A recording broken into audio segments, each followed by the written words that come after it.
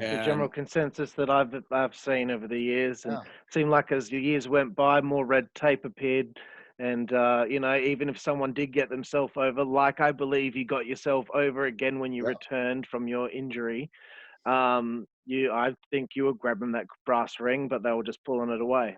I was trying to. And see, take for example, they always say, get yourself over and we'll do something with you. Mm-hmm. It's not up to us. It's up to you. It's not up to creative. It's up to you, the talent, to get yourself over. Okay. Case in point, Zack Ryder.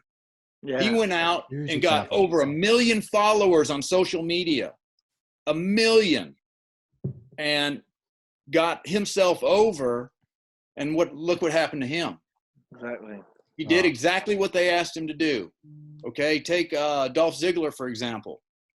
I think he is probably one of the most talented people on this planet that went out, got himself over, and what's he doing? He does mostly jobs. Yeah. He should have been world champion several times already. So that whole thing, go out there and get yourself over, is a bunch of bullshit. Oh, No doubt. No doubt. It is. It's BS. Look, you're in a wrestling business that is not real. Like, the outcomes are not real. It's not. When I say not real, the bumps, the hits, the abuse our body takes is real, but there is no real stats. Yeah. So, because your future is based on somebody else telling you what you're going to do, what you are going to do, and what you aren't going to do. So, and that's why it's not recognized as a legit sport, wins and losses and all that stuff. But they tell you go out and because if it was based on that, nobody'd be doing it. Yeah, of course. Exactly.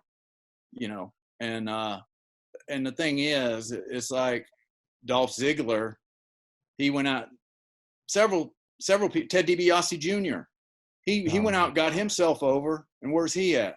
He's sitting at home. I haven't seen him in years. Sucks. Yeah. It's a shame. So it's like, it's all what they want to do with you, basically. And who you're best friends with and so forth.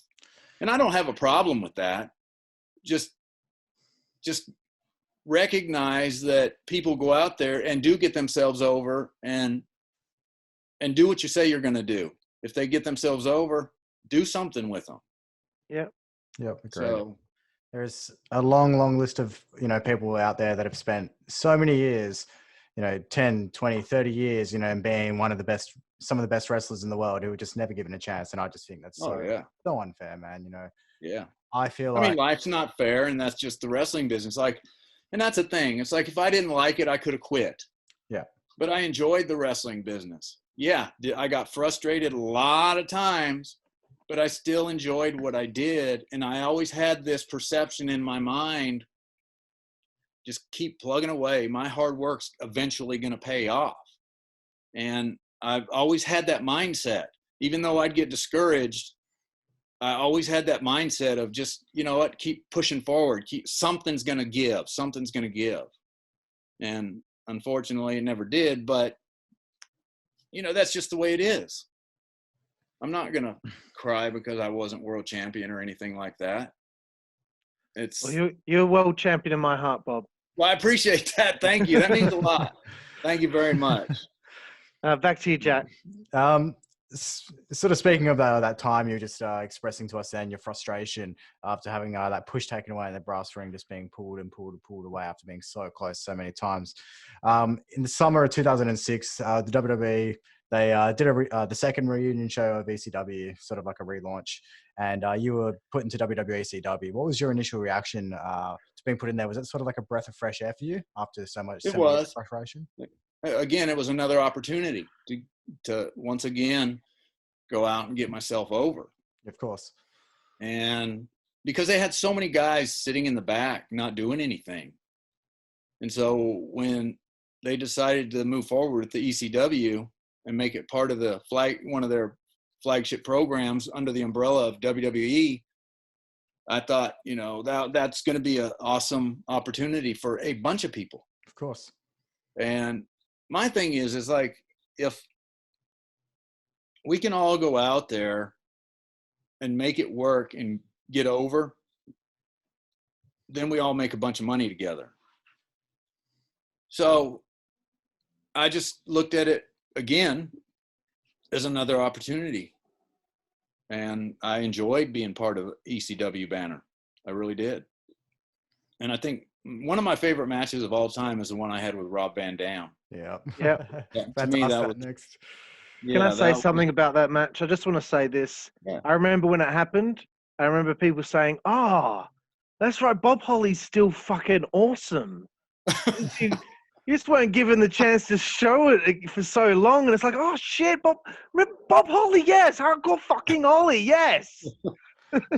Thank you. We told an awesome story, I thought, too. Oh, it was Yes. brilliant match, bro. It was just, and it's just one of those deals where the table just didn't do what it was supposed to do. I mean, live TV, shit goes wrong sometimes. That was one of the things. I personally think it worked out so much better when you look back on it. I mean, God, I can imagine it, it's not so good on you, but the visual. No, I was fine. I thought after it happened, I was like, what the hell is that? What's going on? It just, like, it felt like somebody slapped me on my back like I had a sunburn when I was laying there. And I remember the referee saying, don't move, just stay right here. We're still in commercial break. I'll tell you when to move. And mind you, that damn commercial break was 4 or 5 minutes long. And I'm sitting there thinking, I cannot lay here this long. So I started to roll over. I rolled over on all fours, and I was thinking maybe just the table, the way I landed on it, just like slapped me on my back. And so when I rolled over and I was on all fours and I looked down, I saw all this blood on the side, my side, running down my side. I was like, what the hell happened? And then I look on the floor and there's a big puddle of blood on the floor because I was laying on my back. I was like, holy shit, did I get shot? And anyways, so the whole time during the commercial break, the trainer came down, Dr. Rios came down and wanted to look at it and see if they were going to stop the match. And I remember the trainer coming down, looking at it and said, just Dr. Rios is going to come look at it. And I was like, get away from me. And that's when I rolled back in the ring and I wouldn't let him look at it. And then the angle I was at, I looked at the Titantron and I saw this big gaping gash and I was like, holy shit, I really did it good this time. And I thought, well, just might as well just roll with it. And it actually, I thought it just added to the dramatics of the match. Yeah. So it worked out like it should have, I guess. It just added to the match, I felt, as far as the drama and everything. And I feel like that was one of my best performances, and with Rob, and because I loved working with Rob.